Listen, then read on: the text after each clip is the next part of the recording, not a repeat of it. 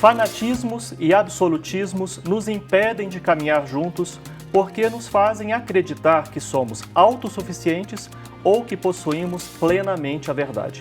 Com esta frase de Raymond Panicart, iniciamos o Religare de hoje sobre diálogo intercultural. Está aqui com a gente a cientista da religião, Rita Grassi, a quem eu acolho com muita alegria no nosso programa.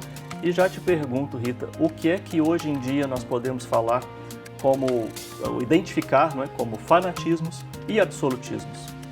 Bom, em primeiro lugar, olá, Flávio. É um prazer estar aqui, uma honra nessa nova etapa do Religare, que seja de muito Bacana, sucesso. Né? Gostou do nosso ambiente novo? Adorei. Eu também, achei bem legal. Muito bom. Nossa equipe está de parabéns. Sim, com certeza. Então, vamos falar sobre fanatismos, né, primeiro. O fanatismo é quando você ama tanto uma coisa que você passa a odiar todas as outras, né? Um exemplo é o futebol, por exemplo, né? Aqui no Brasil existem, né, uma torcida muito grande pelo futebol, pessoas que são fãs dos seus times. E agora tem pessoas que assim não podem nem ver a cor do outro time, que quer eliminar aquela disputa que deveria acontecer ali no campo, né, de forma amigável. Isso. Vira uma violência, né, vira um ódio com relação ao outro, né? E isso a gente pode estender para outras esferas, né, para outros lados, né, que por exemplo, no campo da religião, da política, né? Sou tão fixada em um político que eu não consigo ver os erros que ele comete, né? E que eu quero eliminar todo mundo que pensa diferente de mim. Então, o fanatismo ele está muito associado a esse amor que me faz odiar. Gostei muito dessa maneira de você trazer o tema, né? Eu amo tanto que eu odeio os outros. Exato. E os absolutismos? Então, aí o absolutismo ele tem mais a ver com a verdade, né? Eu acredito que o que eu acredito como verdade é uma verdade absoluta. Então, eu não tenho abertura para ouvir outros lados. Então, a minha verdade é o certo, o outro é o errado. Quem acredita junto comigo é meu amigo, o outro é meu inimigo, né? Quem pensa diferente de mim, quem acredita em outra coisa. Então, o absolutismo ele vai propiciar o fanatismo, né?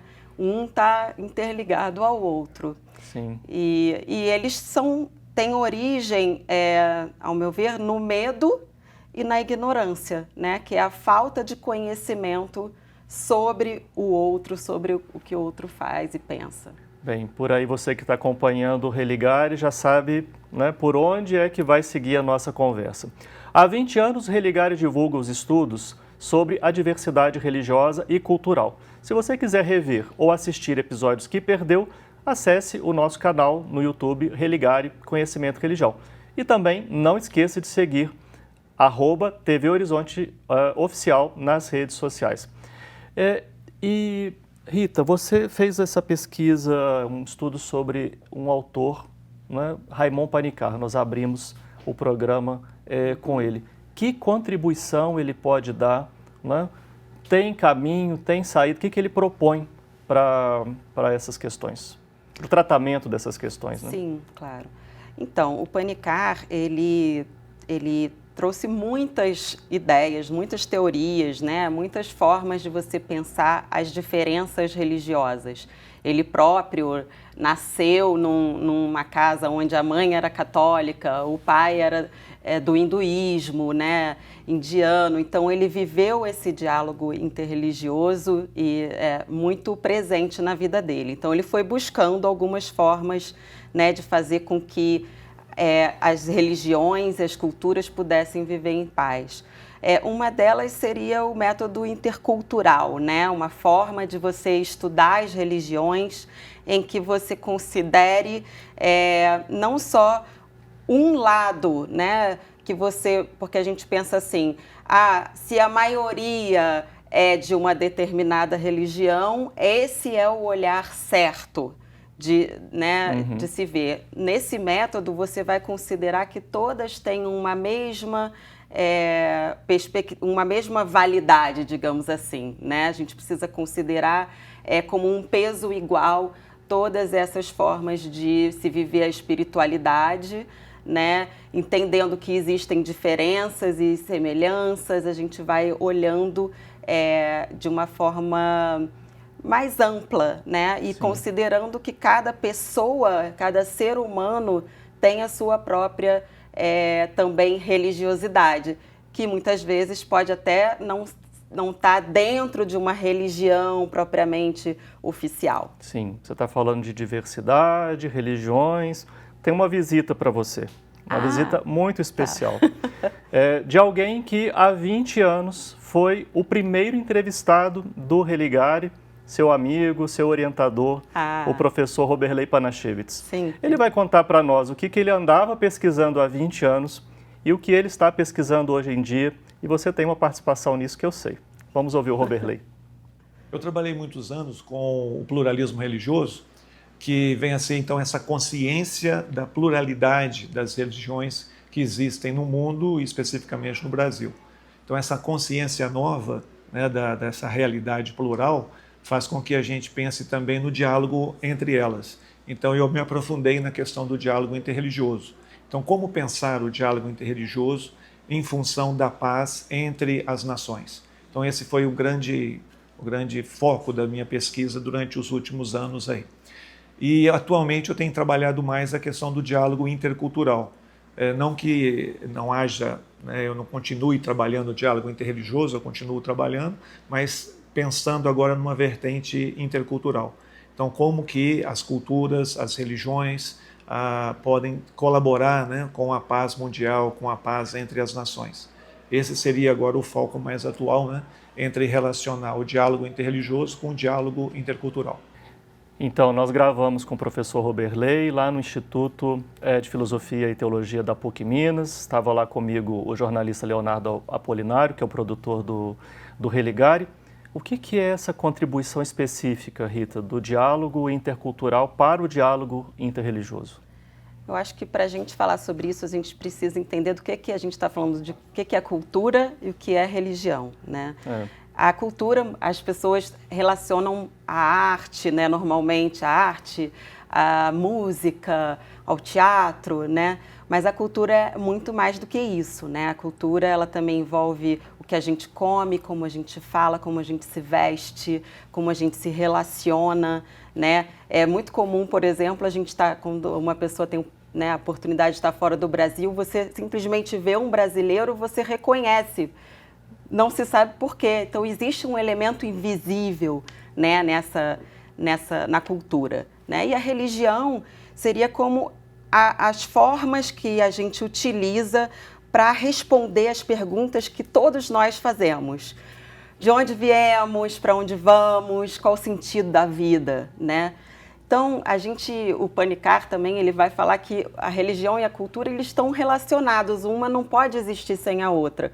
Como se fosse um guarda-chuva, né, uma sombrinha, que em Minas vocês falam sombrinha, em que a cultura é como, né, essa parte do guarda-chuva que nos protege da chuva, que amplia, que envolve outras coisas, e a religião a haste, né? Você não pode tirar a haste, nem ele não existe, né, sem as duas coisas. Elas estão relacionadas. E da mesma forma o diálogo intercultural e o diálogo interreligioso. Não tem como você fazer um diálogo interreligioso sem considerar que aquelas pessoas que estão participando do diálogo, que a gente tem que lembrar que é um diálogo entre pessoas, né? Não entre doutrinas, essas pessoas, elas vêm de um contexto cultural, né?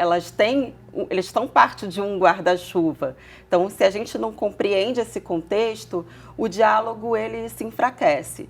E também para a gente poder incluir pessoas que não vêm das religiões institucionais, como eu falei, né?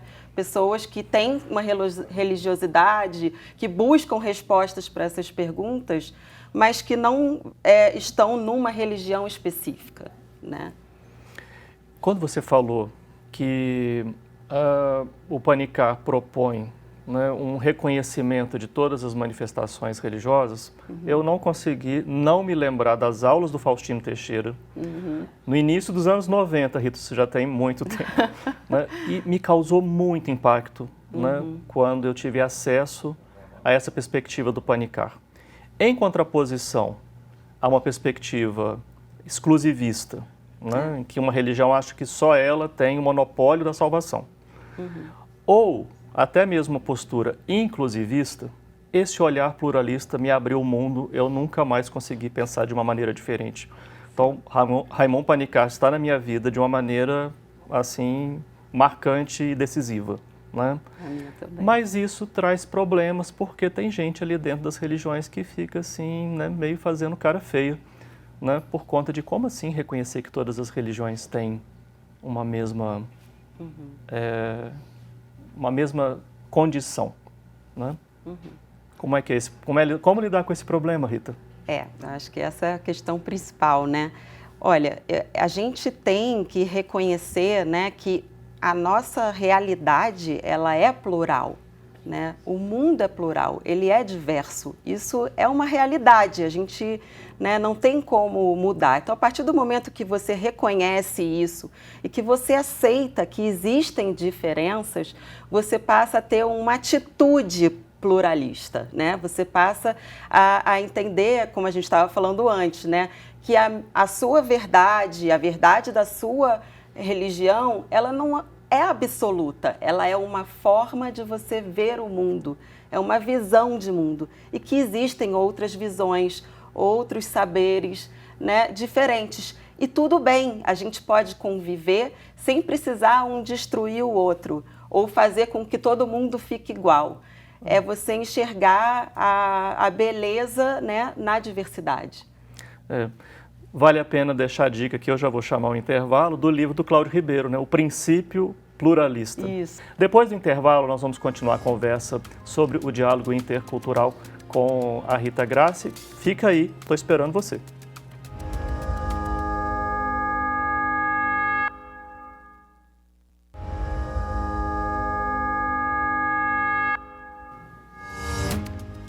A paz é fruto da sabedoria daqueles que sabem transformar tensões destrutivas em polaridades criativas. Que bom que você está com a gente de volta aqui no Religare, que aborda hoje o tema diálogo intercultural, e sobre isso que a gente está conversando aqui hoje com a cientista da religião Rita Grassi. Eu gostei muito disso, transformar as tensões destrutivas em, como é mesmo? Em polaridades criativas. Né? Sim. Gostei muito disso. Como que você ajuda a gente a entender isso, essa proposta do Panikkar? Então, essa proposta, né, surgiu nos anos 80, né, lá na Califórnia, num período de Guerra Fria, né, que era um período de corrida armamentista, nuclear, né, se você vai estudar a história, pesquisa ali nos anos 80, a Guerra Fria, vai entender a tensão que existia naquele momento, né. Então, com o método intercultural, o Panikkar queria promover esse encontro entre diferentes ideias, né? Por exemplo, o que é paz para mim, o que é paz para você, para tentar chegar num lugar comum. Então, você criar talvez até uma nova linguagem que nós dois pudéssemos entender e nos encontrarmos nessa nova proposição, né, do que é o sentido da paz. E isso você pode utilizar para diversas outras questões, né, que a gente vive aí no chão da vida. Eu aproveitei que o Leonardo foi lá no Instituto para gravar com o Roberley, pedi para o Roberley fazer uma pergunta para você. Tá. Então, vamos voltar com o professor Roberley Pananchevitz, ele vai trazer uma pergunta para a Rita. Ei, Rita, bom estar com você aqui no Religare, prazer enorme participar desse momento com você e do programa. Eu sei que você pesquisou, né, e tem pesquisado muito o Raimundo Panikkar, e é um grande, né, filósofo e, sobretudo, teólogo e cientista das religiões. Como que você compreende o método que o Panikkar desenvolveu para pensar o diálogo intercultural? Ele também trabalha com diálogo interreligioso, Há uma articulação entre esses dois métodos, o método de diálogo interreligioso e o método de diálogo intercultural para panicar? Como é que você pensa essa relação desses diálogos aí? Oi, Oberlei. Obrigada pela pergunta. É um prazer estar aqui com você também. Então, sim, os métodos estão articulados, né? Como eu falei, a gente não tem como separar a religião e a cultura. Então, quando a gente fala do método intercultural, a gente também está falando da interreligiosidade, né? O que eu entendo é que quando a gente utiliza esse método intercultural, a gente também está partindo do princípio de que a gente pode criar novas proposições, né? Que a gente não precisa ficar preso a uma só verdade, a uma só perspectiva do mundo, né? Como a gente sabe, a gente aqui na academia, no Brasil, sempre estudou muito autores europeus, estadunidenses, enfim. E aí é você começar a incluir outros saberes, não se ater somente ao pensamento racional, mas também incluir a experiência da vida, os sentimentos, as intuições, né, saberes ancestrais. Isso tudo faz parte do método intercultural. Que interessante isso, Rita, porque lá no nosso grupo de pesquisa nós temos procurado trabalhar muito com a abordagem da religião vivida. Então, esse elemento faz parte do método intercultural? Prestar atenção no chão da vida, no cotidiano das pessoas? Sim, com certeza. O Panikkar diz, né, que a gente não tem como falar sobre uma religião se a gente não vivenciá-la de alguma forma, né? Então, você experimentar, se colocar de fato no lugar do outro é algo muito importante para que a gente possa de fato conhecer. Como se fosse um idioma, né? A gente vai falar muito melhor o idioma se a gente for viver aquela cultura daquele idioma, porque, né, as palavras têm sentidos diferentes. Sim. A gente falava de paz um pouco antes, né? Uhum. O Hans King falava que não haveria paz no mundo se não houvesse paz entre as religiões, né? Sim. Um outro teólogo trazendo aqui para a nossa conversa. Qual que é o papel que pode exercer as religiões, né, para esse concerto da paz? Bom, como eu falei também anteriormente, né, as religiões são formas de você responder questões sobre a essência da vida, né, e chegar, né, a uma resposta. Então, como se fossem caminhos que levam ao topo de uma montanha. Se você pensar dessa forma, você vai ver que o que a gente tem em comum somos todos peregrinos, caminhantes, trilheiros, mochileiros e mochileiras subindo até o topo dessa montanha.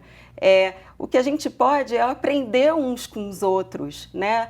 Esse seu caminho, ele é diferente, né? Como é que você fez para subir aquela pedra? E aí você vai juntos podendo ir caminhar para chegar ao nosso objetivo comum, que é o topo da montanha. Não sei se ficou claro. Vamos tentar, assim, porque falar em paz parece uma coisa tão gigante, né? É verdade. Né? Enfim, vamos falar para quem está no dia a dia, quem está com vizinho, está com problema com que está com um time diferente, está politicamente no outro espectro, né? Tem uma outra proposta. Como? Né? Como que a gente pode falar de construção de relações pacíficas, né? Aqui pertinho de nós, né? Olho no olho? Sim. Então, a gente tem uma ideia da paz, né, como aquele lugar paradisíaco, né, o paraíso onde nada de ruim aconteça, onde não há conflitos. E não é bem assim. A paz, ela não é a ausência de conflitos. Ela é a forma como a gente lida e como a gente enxerga esses conflitos, né? De forma, né, os três pilares da paz, a harmonia, a liberdade e a justiça, né? Então, assim, a gente precisa estar olhando para as diferenças. Então, assim, eu tenho uma diferença com um vizinho, né? A gente precisa primeiro entender qual é o lado dessa pessoa, o que essa pessoa está sentindo, de onde que ela vem, né? Por que aquilo está incomodando tanto, e o nosso lado. E aí a gente tenta chegar num lugar comum, né, numa resolução. A paz, ela está presente no nosso dia a dia, ela faz parte de uma escolha, de como eu vou me relacionar com quem é diferente de mim. É com fanatismo, absolutismo, é querendo destruir o outro ou é querendo encontrá-lo? Ver qual é a riqueza, o que existe de bom ali que eu possa também aprender, né? Acho que o aprendizado mútuo é muito importante. Eu fico muito feliz de te ver, porque eu conheci a Rita quase que lá no primeiro dia que ela chegou lá no programa, na PUC, e disse assim, eu quero estudar isso, né? Eu quero estudar religião. Você vinha da formação em Relações Internacionais. Sim, como é que você olha para essa história, para esse caminho que você fez, mestrado, doutorado, experiência no exterior, né, uma cotutela, né, uma titulação também na Sorbonne. Como é que você olha para esse caminho e olha a Rita para frente, a contribuição que ela pode dar para os estudos de religião? Você, né? Você pode dar. Ai, nossa, até fico emocionada, porque é um caminho realmente longo, mas também muito rico, né? Eu acho que estudar as religiões e principalmente nessa perspectiva do diálogo, né, me fez realmente ampliar, né? A gente precisa ter uma abertura, né, para conhecer diferenças. E eu pude também vivenciar, né, indo para fora do Brasil, viver numa outra cultura. Então foi uma experiência vivida, não foi apenas teórica, né? E aqui na PUC também as convivências, né, com pessoas diferentes, né, foi sempre muito rico. E assim, a minha contribuição eu pretendo realmente que esse método ele seja aplicável, né, aplicado em outros contextos, não só nos encontros interreligiosos, mas em todos os lugares onde existem diferenças, na própria sala de aula, né, nos partidos políticos. Nos partidos políticos, em organizações, por exemplo, que recebem pessoas imigrantes que vêm de diversas culturas. Então, existem, eu acho, muitos espaços onde a gente pode botar na prática, né, o que a gente aprendeu. Também estou muito feliz de receber você aqui, fico também emocionado de ver esse caminho, né, de acompanhar, né? Então, parabéns por tudo que você viveu. Muito obrigada. E a gente continua firme. Obrigada por tudo. Bem, nós vamos terminar o programa de hoje. O Religare é uma parceria da TV Horizonte com o projeto de divulgação científica do Programa de Pós-Graduação em Ciências da Religião da PUC Minas. E se você quiser conhecer mais sobre o nosso trabalho, esse trabalho que a Rita conhece muito bem, faz parte dele, você pode acessar a nossa página que está em pucminas.br/ppgcr. A gente continua na próxima semana. Eu espero você, mais entrevistas, mais boas conversas. Um abraço muito cordial e até o próximo Religare, Conhecimento e Religião.